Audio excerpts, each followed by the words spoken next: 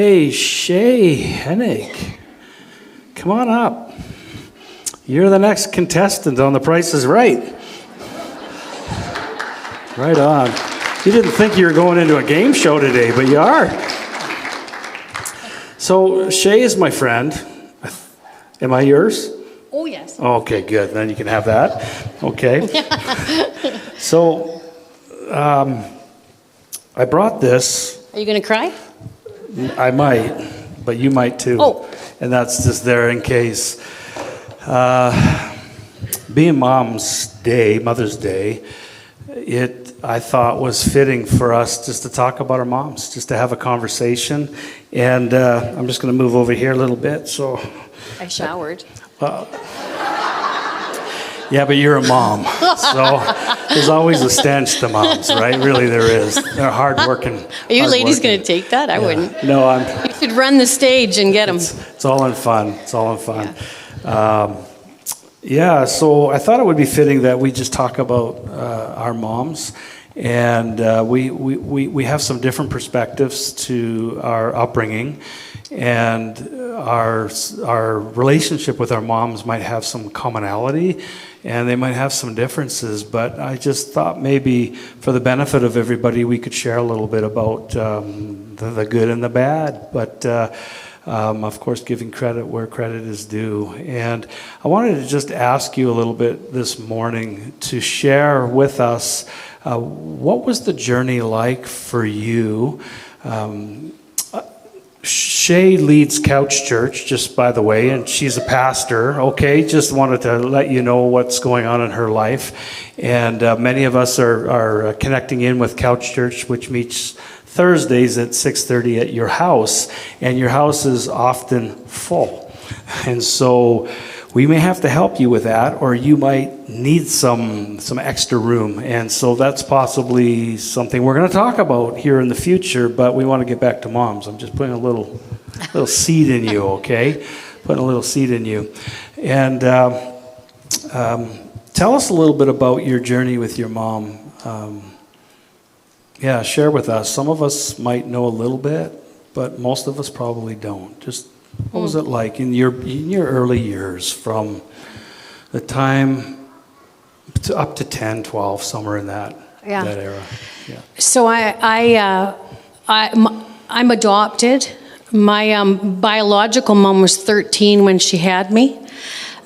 So she came over here and gave me up for adoption.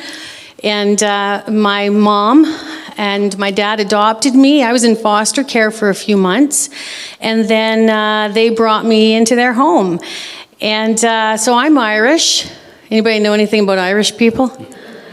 Yeah. What are you saying, Artie? We're crazy? I seen that. A little bit, hey? I'm kind of feisty, and I had ADHD as a kid. And my mom's German. She came over from Poland. And so we did a lot of this, my mom and I. And she used to always say, "Oh, you're so strong-willed. You can't give me back now, so you gotta deal with it." But she was a wonderful woman, hardworking, and I wasn't really close to my dad. He was a workaholic, an alcoholic.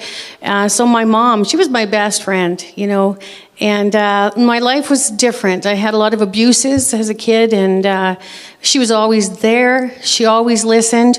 My favorite thing about my mom, she's gone. She passed away 20 years ago. Because of who I am, I have to talk and just get things out. And my mom, even though she never always understood me, she was always, there. And she would say to me every day after school, I would come home and she'd say, "Okay, talk." And I would just go a million miles an hour. And then she would just listen, and she never responded, and then she'd say, "Are you done?" "Nope." I'd keep going some more. And then she'd say again, "Are you done?" And I'd say, "I'm done." And she'd say, "Okay, good." She'd get up and go make supper or whatever she was going to. She never gave advice, but she just knew I needed to, get things out. That was who I was. And even when I was an adult, she would phone me till I lost her, and she'd phone me and she'd say, "Okay, talk." She never knew what she was getting herself into, did she? I missed that the most when she passed away, was the way she understood me like nobody else did. Yeah, I appreciate that.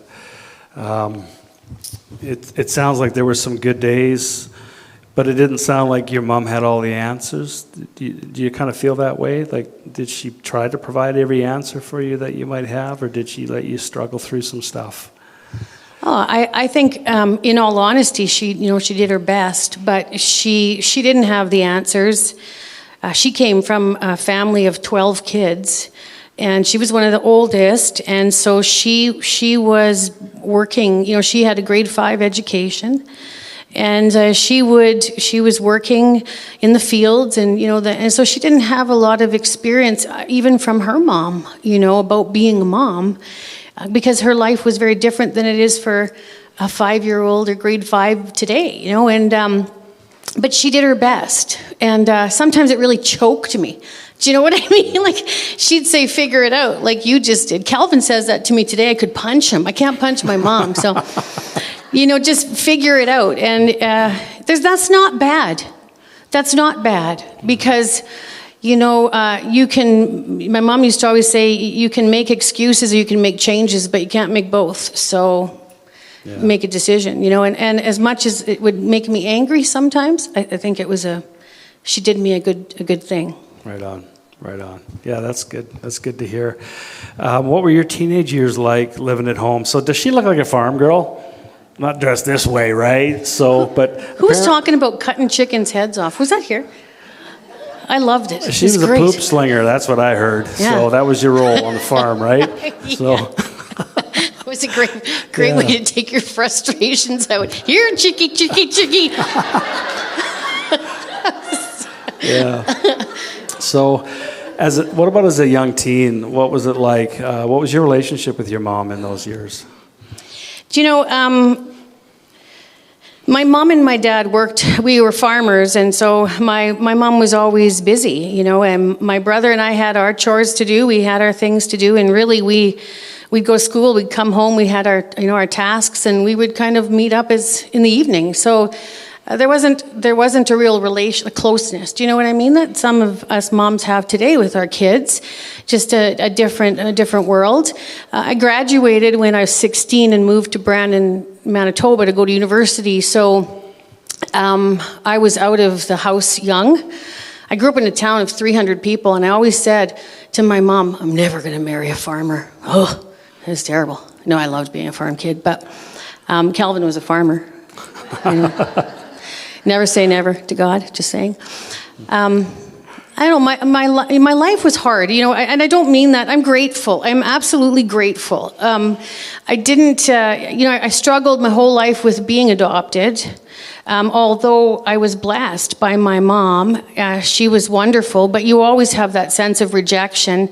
She never really knew how to deal with that in me and my strong-willed and, hyper personality. And so, I was kind of a loner. I really was. I was very shy.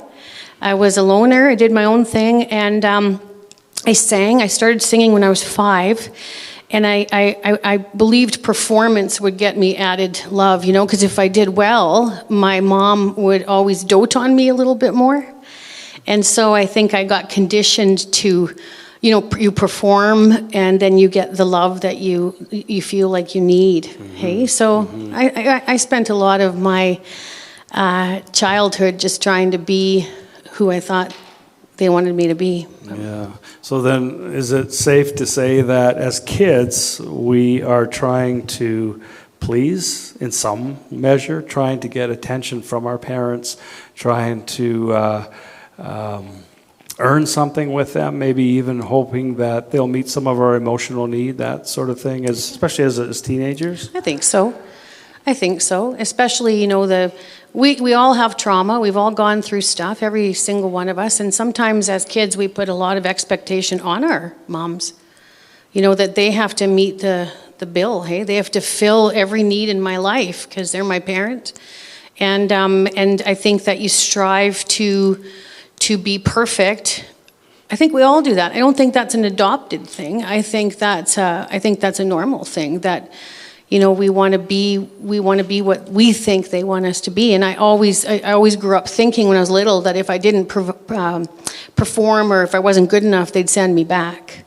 And so there was always that in my mind, you know.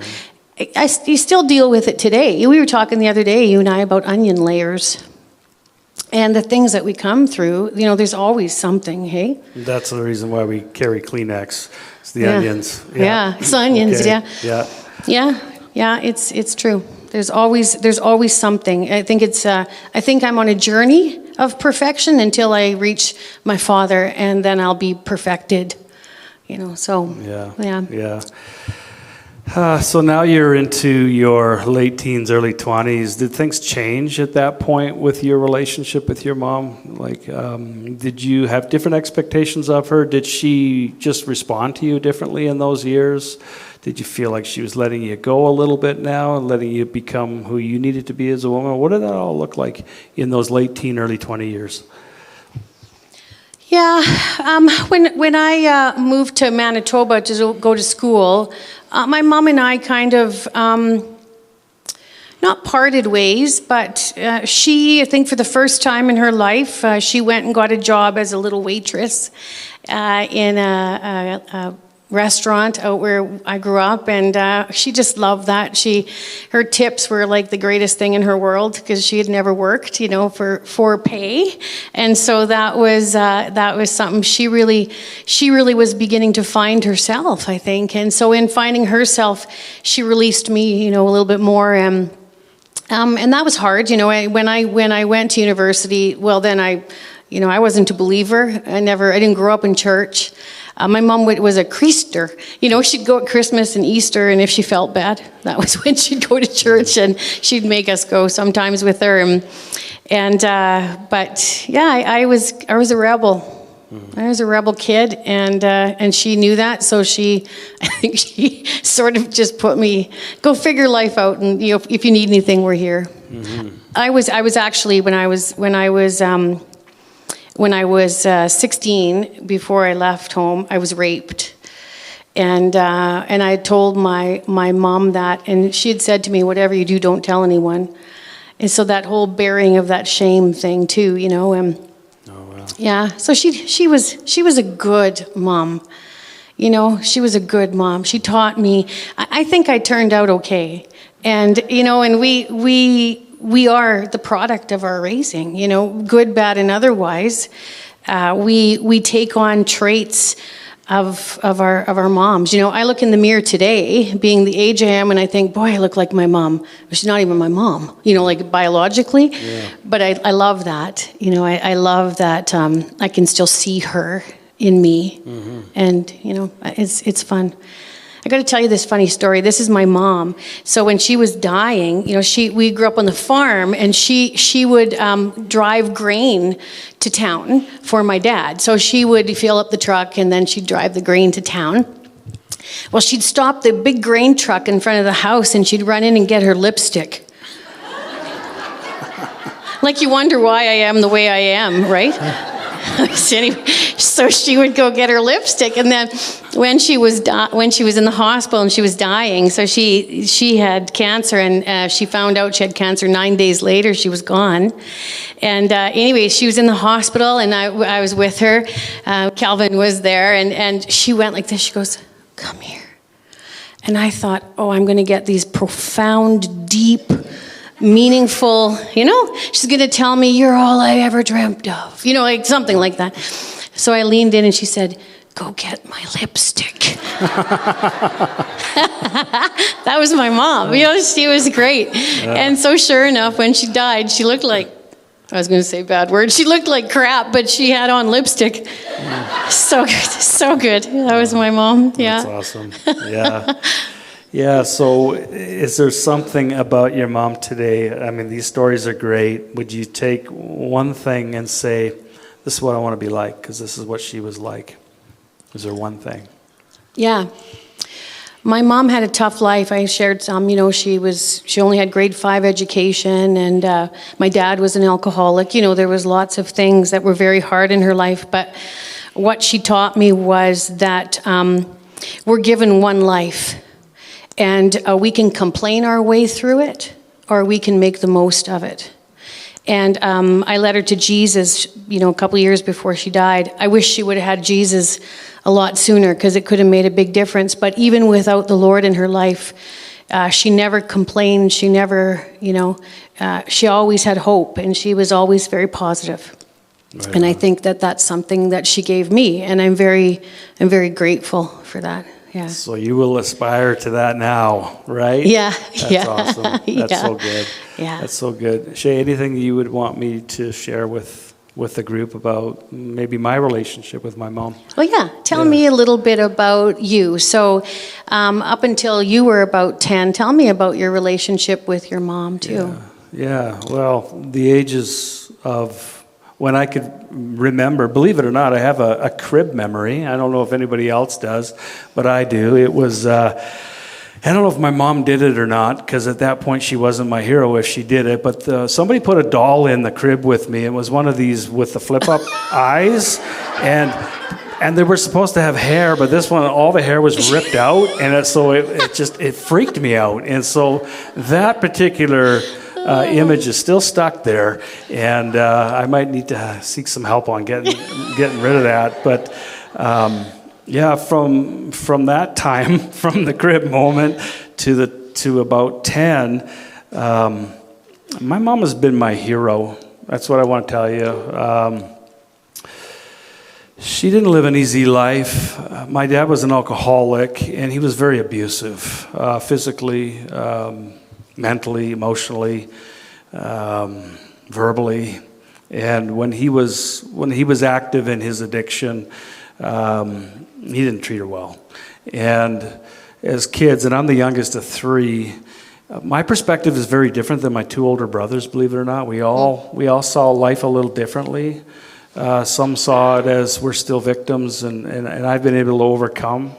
Praise the Lord. I don't see myself as a victim. I see myself as an overcomer. And I saw my mom protect us as boys, and at the same time hope for something better in her marriage. And today in marriages, I mean, the divorce rate is so crazy. And I'm not going to say that what people are divorcing over is minor, because some of it is pretty major, right? And she went through some major stuff, and she hung in there. And I don't know why. I don't, other than by the grace of God.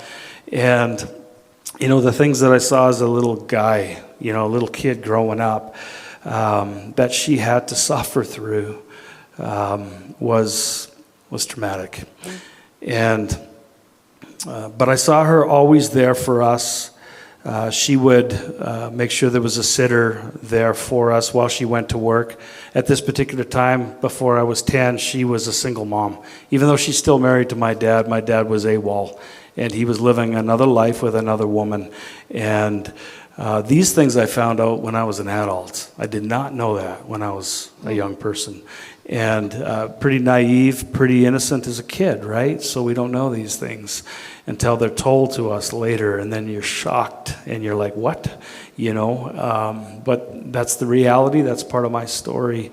And so my mom would ask my oldest brother, who was only 3 years older than me, to do a lot of the sitting. And so just think about it. 3 years older than me, we're living in Vancouver, Lower Mainland, and he is taking us to school, and he is making sure that we get home after school, and he's making sure that we get our lunches and all that stuff. So there was a lot put on my oldest brother as a surrogate father. But my mom didn't know what to do about that. She didn't have the money to be able to provide any greater assistance to us at that time. She was surviving. Like, we were literally in survival mode in the 1970s. And it was tough. And she was there. She would tuck us in at night. I remember she even took us to church. And we were in an all German speaking church, and I don't know if you all remember that they used to post hymns through a sliding card thing, and you would know that would be the order of service that day. I can still picture that as a young person, seeing that. And And now don't think we're going back to that, okay? Some of you might be thinking, hey, we love that. Let's go back to that. We're not doing that. We're past it. So, but I remember that. And so she made an effort to get us into church. But I don't know if my mom knew Jesus at that time in her life. I know that she knew God in a general sense. She was raised to know God. And to know that we are to be good moral people, good in ethics, a good upstanding citizens, hardworking people. And so all our work ethic came from her in those early days. Because of the absence of my dad, I was learning nothing from him. And so, but I'll tell that story later, another day. But when I was a teenager, he turned his life around. And so she waited for that. But one of the greatest memories that I have is as a young person, probably 5 or 6. And I heard a ruckus downstairs, and I didn't know what it was. And I came out of my bedroom, and I poked my eyes through the railings, and I looked down, and my mom was down on her knees, and there was a whole bunch of other ladies, and they all had formed a circle, and they were on their knees. And guess what they were doing? They were praying. And in every case, they had an alcoholic or a drug addict, a husband, and they were praying for the release of that addiction on their husband's life. And in our case, it happened. In the case of my aunt and uncle, it happened. She was there too, and there were others. And I'll never forget that moment. So my mom was a praying mom. She believed that God could do something. And so that was already telling me that there is a connection with God here. There is something that she's believing in. And so those were the early years from till about 10 years of age. Yeah. You said that your oldest brother kind of had to step in and be a surrogate dad. Did you ever feel that you took on some of those roles as well for your mom? Yeah, I think that we had to become men before we were even allowed to be boys. Yeah, for sure. And it was just, that was the environment, that was the situation. We feel like there was a little bit of that childhood that was taken from us because of the atmosphere we were living in, right? And but you know, we couldn't do anything about it. We had to live through it. We didn't even know that we were a dysfunctional, troubled family. And we just thought this was normal. And you might be out there saying the same thing. I just thought that was normal. But it isn't normal. Yeah. You know, when my friends weren't allowed to come to my house and hang out with me, but I was always invited to go there to hang out with them, I came to understand later in life that was because their parents felt it to be unsafe for their own kids to be in my house. And so that was the struggle that we were having. And so, did I have to do fatherly things? I'm the youngest. Come on. What youngest has to do fatherly things? Does the youngest have to do anything? That's my question. I just got to show up. I got to get out of bed, right? And breathe the air and eat the food that's provided. I don't think I did a whole lot. I give so much credit to my older brothers. I really do. They sacrificed. Awesome. Yeah. What about your teenage years, up until about 17? What was that like for you and your mom? Yeah. I remember a time when I was about 13 or 14. We had moved out of Vancouver into Merritt, BC, and my mom and dad bought a motel, and my dad had stopped cold turkey. He wasn't drinking anymore, and he was given a death sentence by the doctor, and he took it serious and said, the next drink will be your last, and he believed it. And so he turned his life around, and he started to make good decisions. And so we sold a house, 2 houses, because he had purchased another house. Instantly after he stopped drinking, he was making better decisions. And our lives just started to change. It just started to change. And as they sold those 2 places, we moved to Merritt. They bought a motel. And so I had to learn how to become a chambermaid. Right? Did you wear a little thing, apron, fluffy thing? You'll never know.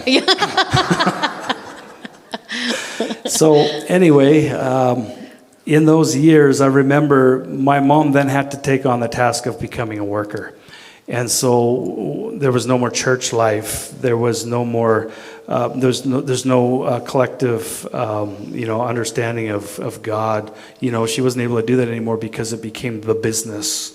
And so it was a small business, 17 rooms, and it required them to be full-time, 24/7. And I remember how busy she was, and she would work. Man, my dad was a worker too. In those years, I saw what he was like.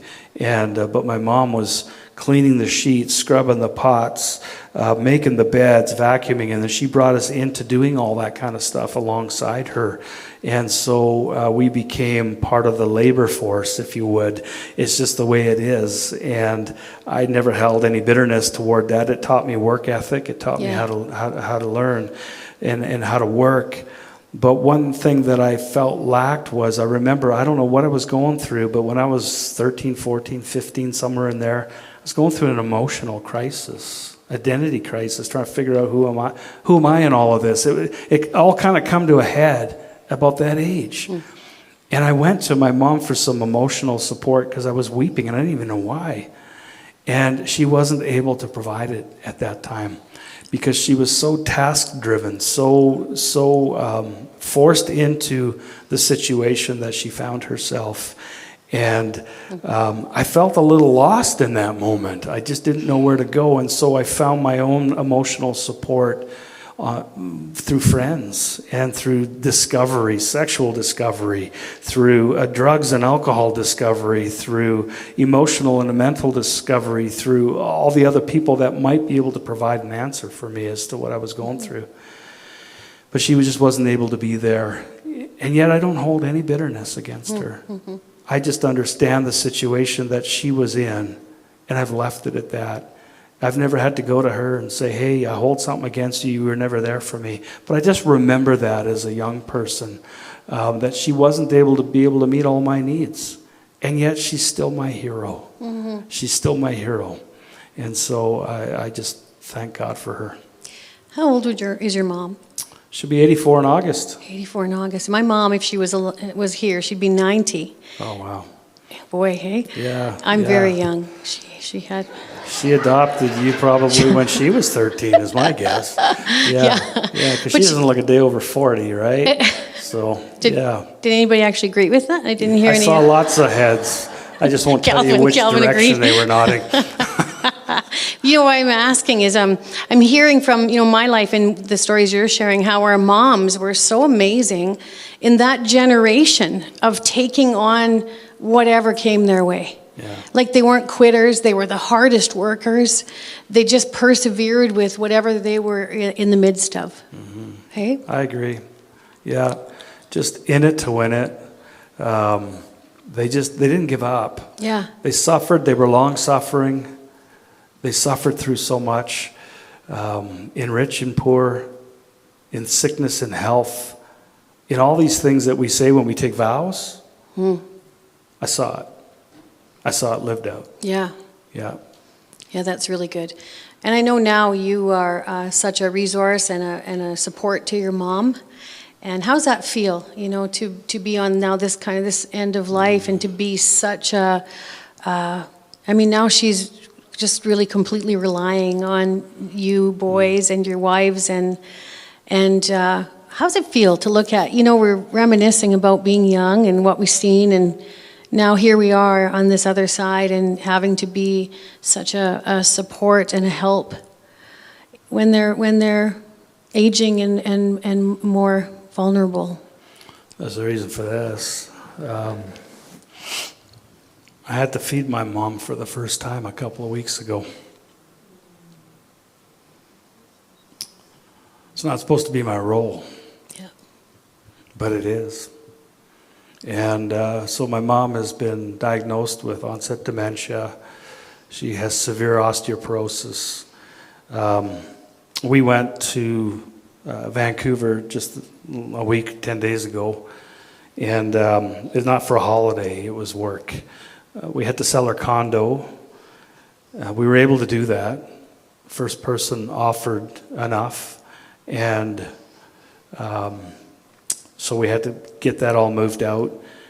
And we got her into a seniors care facility And so she can't be alone anymore. And my mom is a stubborn German woman, and which makes me a stubborn German man, because I take after my mom, and I want to. And the turning point for my mom in going into a senior's home was I had visited, and she felt that she needed to clean the shower after I flew home. And she fell in that shower, and she couldn't get out.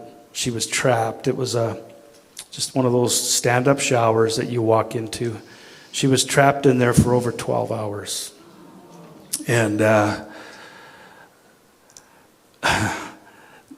this mom of mine is a strong woman, but her body is not what it once was. And we did a check-in on her, and no one could get a hold of her, and we had sent the police. Police do amazing work. You need to applaud our law enforcement. They do amazing work. They went in there, they found their way in quite easily and found her in the shower and treated her with the most delicate care, brought ambulance in, and got her into the hospital. And there they diagnosed her and said, this has got to stop. You can't be on her own anymore. And so at this stage of life, I just find myself just trying to love her in this situation. I want to talk to her.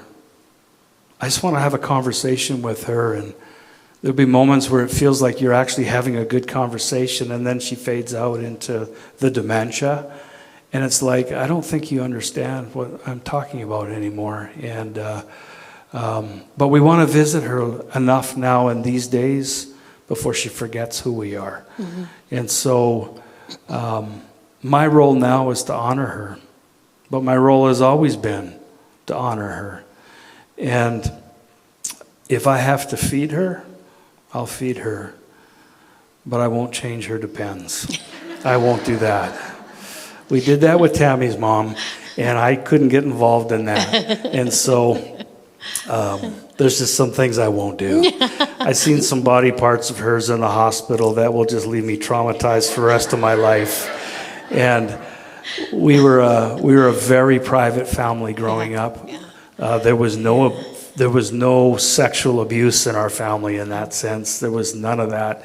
And I didn't even see my mom and dad kiss. So, but yet I think that there was love. I didn't either. That's why they had to adopt me. Yeah. Because they never had... That makes sense. They never had the woohoo thing, you know what I mean? That makes real good sense.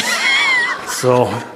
They didn't know how to make babies, so they... Yeah. That's my story. Don't anybody pop my bubble. That's my thing. Yeah. I love what you're saying. There's always that, Calvin and I have these discussions too, that, I'm so appreciative, I guess, that I didn't have to watch my mom, at 90, at this point, suffer with dementia and these things that come along with age. But then on the flip side of that, I'd give anything to be able to see her, one more time. So it's a hard, you know what I mean? Like it's a yin yang kind of thing, right? Like I'm glad she didn't suffer with that, but I sure wish she would be here and she would see my kids and grandkids and her great grandkids, and she would love that. As you say trauma, my daughter had to go over to Grandma's and bath her. So Olivia was little. We had to work on this for her because Grandma would say, I'll pay you if you come over and help me in the tub. So Olivia would go like this. She'd come home and she'd be like, Mom, don't send me back, please. And I'd say, well, just say no to Grandma. Just say that you're not up to it. Grandma would phone and say, do you want to come over and help me, have a bath? And Olivia would say, oh, sure, Grandma. Then she'd get off the phone. Oh. I loved it. It was great. She deserved it. She gave me... Don't you wish, do you ever say to your mom, I always say, boy, if my mom was here still to this day, I would have to apologize Do you guys know what I mean? Do you ever phone your moms and say, "Oh, I'm so sorry"? You know, because we're so hard on them and we think that they don't know anything. And then you get there and now it's like, oh, now I know what my mom went through. I'm so sorry. Mom, I'm so sorry. Yeah, it's funny. It's very funny. I think Tammy should one night just be over top of you, put a thing, flatten your hair, because you got nice big eyes, and just take off your glasses and blink at him when he's sleeping. It might bring back, the trauma that was. No. Okay, get serious. This is church. You're not supposed to have fun here. We've really taken a turn here. Yeah. Oh my goodness. Yeah. So I don't know how to go on from there. Yeah. I think one thing in this, and I'll just close with this, and then we'll bring the worship team up. Yeah. And I want you to do the same. But I learned something here. We weren't a very physically affectionate family when we grew up. My dad, interestingly enough, loved it when we would give him a kiss on the cheek before we went to school. And so he did show some affection, but my mom struggled in so many ways. And this last time that we were out there, it was the hardest thing for me and the most awkward. But I gave my mom a kiss on the lips. And she was blessed. And I put my hand on her chin and I said, "Mom, I love you." And I gave her a hug. And maybe that's an important thing for some other people here that are here today. I don't know. But it's not something that I practiced much, I'll tell you. It's not something I practiced much. But I did this time, and it meant a lot. That's beautiful. Yeah. What about you? What are some final things? I come from the same kind of family, very unaffectionate. In fact, my mom's gone, but my dad, to this day, I'll say, "Dad, I love you," and I've never heard my dad say, "I love you." And my mom, being with 12 brothers and sisters, there wasn't a lot of love and affection, and so I'm with you. I wish I would have been able to pull my mom's chin and say, I put lipstick on. I should have done anyway, yeah. But God requires things of us, doesn't he? He requires us to love, and I love how you said that it was awkward for you, but you did it. And it blessed her. And that's the thing I'm going to take away with this is when we know to love and we know to do good and kind things, it doesn't matter what was or how we feel about that. We always need to step out and do the extra and love, and it'll be a blessing, right? Yeah. Awesome. Thank you, Shey. Thanks for joining me for this. Thank you. Yeah, give her a round of applause, would you? Him too.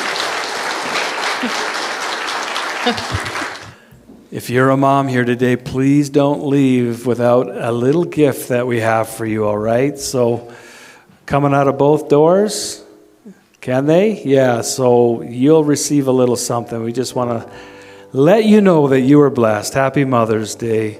Father, as we say goodbye to each other for just a moment, till we meet again, I pray that your presence will be with us.